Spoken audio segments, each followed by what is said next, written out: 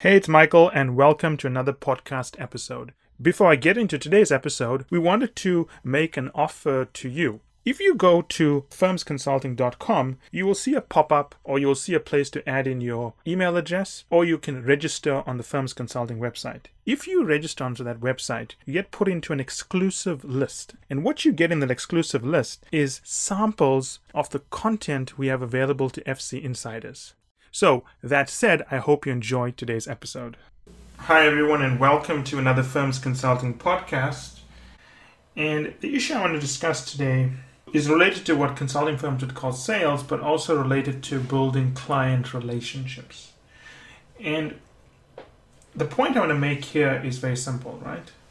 A lot of firms try to build a relationship with a client by presenting an insight or presenting an issue or presenting a problem that the client didn't know they had.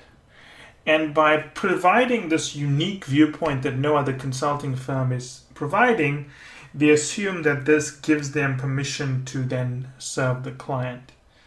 Now, what I'm going to point out to you today is why, even if the problem you pointed out is valid and significant, it still doesn't lead to you serving that client. So think about this, right? Imagine you work in a consulting firm and you're generating all these insights for the client or a potential client that you want to serve, but it's not leading to new work. Why is that?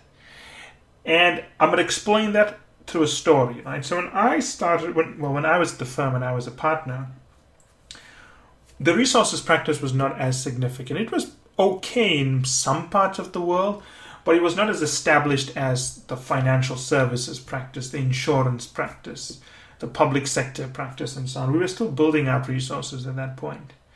And I remember clearly being sent to the Santiago office to help with a discussion that we were going to have with a very important potential mining client. It's a company we had not worked with. One of the big three rivals were there, but we wanted to serve them. And we had this wonderful discussion with them. I mean, it's really good, right? And they had this really complex liability problem sitting in their mining operations. They wanted to know how to deal with it.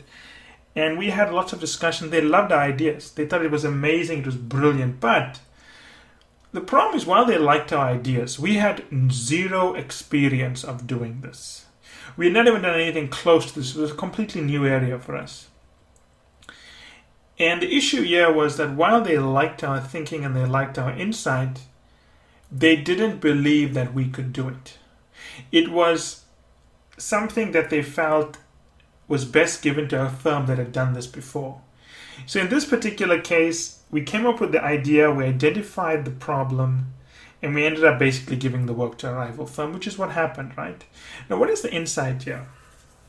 The insight here is just because you've identified a legitimate issue does not mean you have convinced the client you are the best firm to, or best person or best partner to solve that issue. And think about that for a second, because when most firms go into a client, they'll present this really interesting concept and idea, and they kind of take it for granted that because they introduced the concept, the client's going to link their competencies to solve the problem to the fact that they brought up the issue. And it doesn't work that way.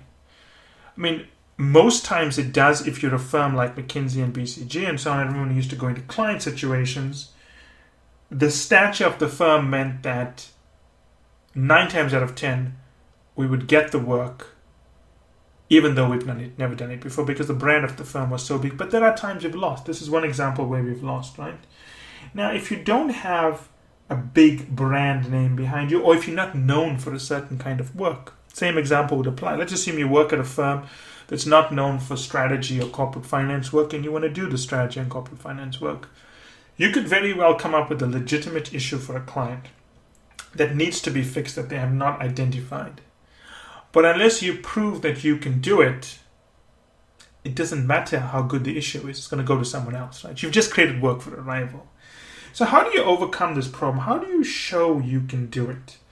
Well, there's a couple of techniques you could use. I mean, after that disastrous meeting in Santiago, some of the changes I made when I used to represent the firm, going to client meetings, is I used to phase it. It's very simple. I used to phase it. You can offer that you can offer a first phase where you're simply going to sketch out what needs to be done. That works very well, right? You offer a 2-week phase where you say, okay, for 2 weeks, we're going to sketch out the problem. We're going to sketch out the problem in more detail, and we're going to get you to understand the problem. Then you can have another phase whereby you're going to sketch out how you're going to solve the problem. So what you're doing here is that you're breaking down the project into smaller pieces. While a client is maybe willing to say no to a $5 million 12-week project, they are less likely to say no to a 2-week $300,000 project, right? Because they know that, hey, if this doesn't work out over 2 weeks, we can just gut the entire thing and only lose $300,000. And we're applying finance here, right? The small project is like an option. At the end of the project, the client then has the right but not the obligation to move to the next phase. And if they choose to go to the next phase, they are exercising their option. If they choose not to go to the next phase, then the cost is quite small to write off. So, first thing here is to recognize that identifying a problem is not enough. It's not the same as proving you are the best person or best firm to address that issue. And the solution here is to phase projects into smaller and smaller phases. Have a front-end piece where you sketch out the problem, another small piece where you design the high-level approach you're going to take. And it's all about educating the client and getting them comfortable, because that's what you're doing. You're showing them through those 2 phases that, hey, you understand it, and you are getting them to understand it, and you're showing them you know how to take this forward, and then you lead into the big phase, right? This is not exactly a new technique, but this insight that identifying an issue is not the same as showing credibility to solve the issue is something you have to keep in mind. And that's it for today's episode. I hope you enjoyed it as much as I enjoyed doing the episode. Finally, I want you to remember that the only way to get access to our special offers, the only way to get our special pricing, and the only way to get samples of our content is to join the list on firmsconsulting.com. It's the only way also to get access to our unique advanced content that we make available to insiders. So if you want to get a sneak peek of things, test it out, see what's in there, this is the place to go. And finally, I want to thank you again for making us one of the largest podcast channels around the world for careers and for the 2 million downloads and counting.